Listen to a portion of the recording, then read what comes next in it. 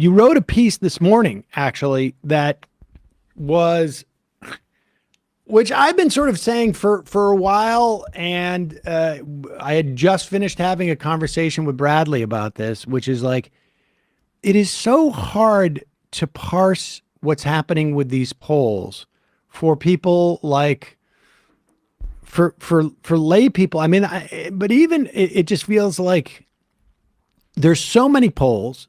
It is hard to make an assessment of each of these polls. It's also hard to know how well pollsters have captured what's going on because it is such a weird time. Give me your thoughts on it. Well, I agree with you completely. I mean, that's when, if you're following this closely, as we are, and I'm sure a lot of people are, this is a very important election, and we're all kind of on pins and needles waiting to see what happens here. The polling is just, it's just odd.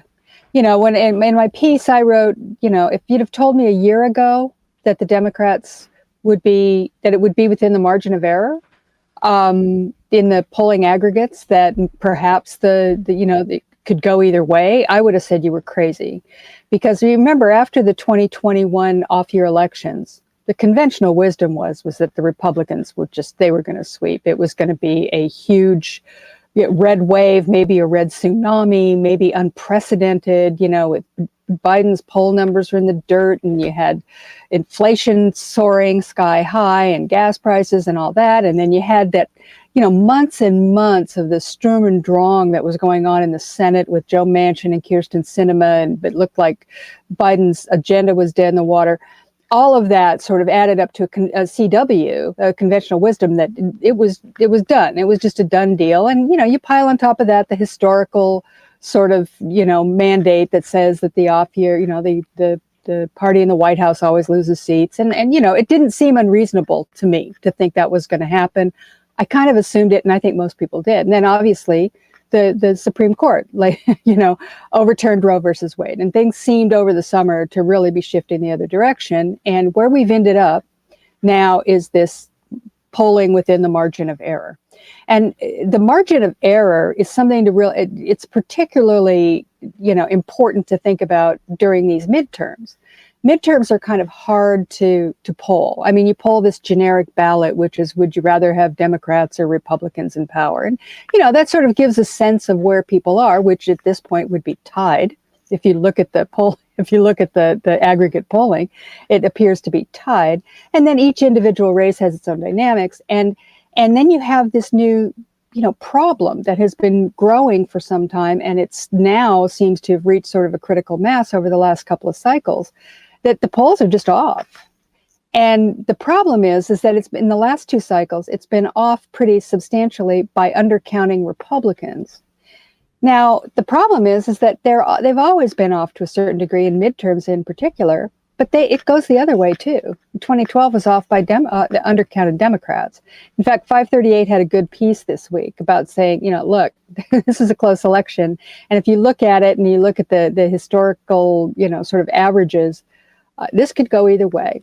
And they literally said, like, Democrats could hold on and retain both houses, or it could be they could get completely wiped out. Right. And I mean, there's not many other options. Yeah, those are the options. I mean, like it's basically like everything's on the table right now, which is a very bizarre place to be. And then I would add to that that the summary pieces, and we should say, to the extent that it's polling, like I feel like there are people who can say, well, if you look only at the polls that look at, let's say, 1,000 people instead of 600, you're going to get a much better sense of what's going on, here. And that may or may not be true. And there is also this sort of like, we're back to that era where the conventional wisdom, as you call it, the sort of the Beltway media types, they frame everything as, on some level, like bad for the Democrats. I mean, it used to be basically before, we had memes or we were close. It was, Democrats sweep all houses. This looks bad for the Democrats. They're going to be in a position where they could be held accountable for anything that happens in government. It's like, it's always, and so it's very hard to not, I try and read, 5 or 10 articles a day about a specific topic, but I still see all the headlines, and it's hard not to get influenced by that. And one wonders how much influence that has on the electorate as well. Well, there is that.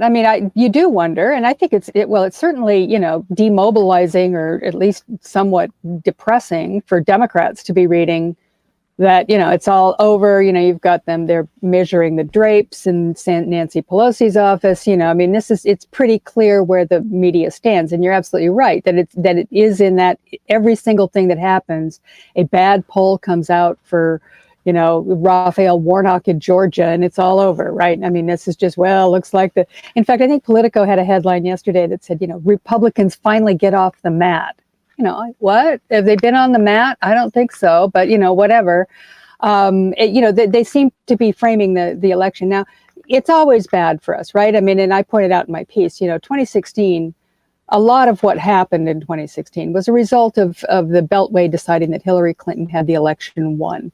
And they had no obligation to sort of observe any kind of, to be careful in any way about the way that they were presenting that election. And of course, it became, they were shown that wasn't true. That was also a very close election.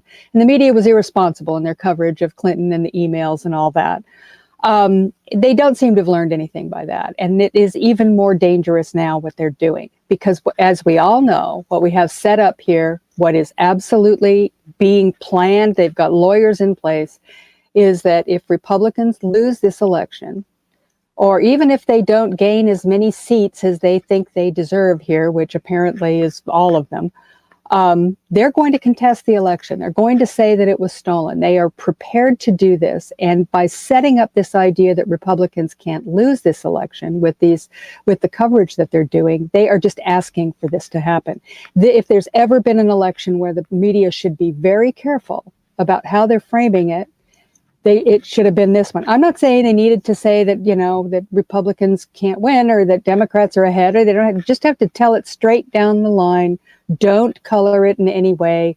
Just be very clear that this is a very close election and anything could happen, because that's the truth. And yet you're not seeing that. And I really worry now. We've got violence in the air. We just saw, an assault on the husband of the Speaker of the House. And this is not the time for them to be, sort of doing their usual winking and nodding about how well we know what's really happening, don't we? Which is what's really going on. So I'm very concerned about that. It's not impossible. I obviously, I hope the Democrats do well, at least hold the Senate. And it's certainly within the realm of possibility that they will. But I am worried about what the Republicans are going to do if that happens. And I put some of the blame on that onto the media for not being really clear that it's within the realm of possibility. And they'll say that they have said it, but you and I, it's what we've just both been saying. The hinting around, the sort of attitude that they take, the framing of the questions, the framing of the headlines, all is leading Republicans to believe that they have it in the bag, and they don't. So, they win either way, I guess, in this situation. Just part of it for me is that the Democrats are not as good at making the media say what they want them to say, as opposed to the Republicans, who've always been really good at getting out ahead of a certain narrative and then making that a talking point in and of itself. Like, the Democrats are now coming late to the this is an existential threat to democracy and that's why you need to vote, and getting out ahead of like the economic talking points that the Republicans have been pushing. And it's just like they're so much louder and more effective at getting the media to regurgitate what they want, and Democrats have never been good at that. That's kind of part of the issue for me. It's a huge issue, and it's been, this goes back, decades to the whole, and they planned this, the Republicans, this didn't happen spontaneously. It happened because the Republicans back in the 70s, during the Nixon era and just afterwards, decided that they needed to tame the media.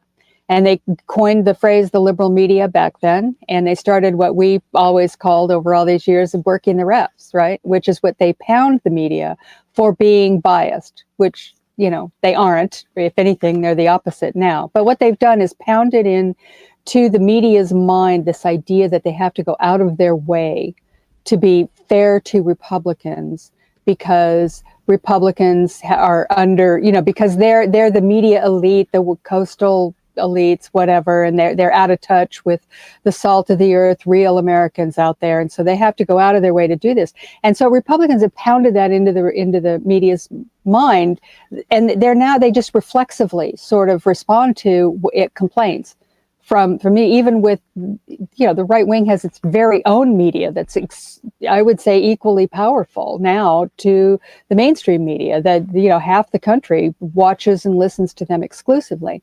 And the Democrats have never really found a way to do that. They want to have this idea that the media is neutral and that this is the reality-based, media that isn't subject to Democratic influence.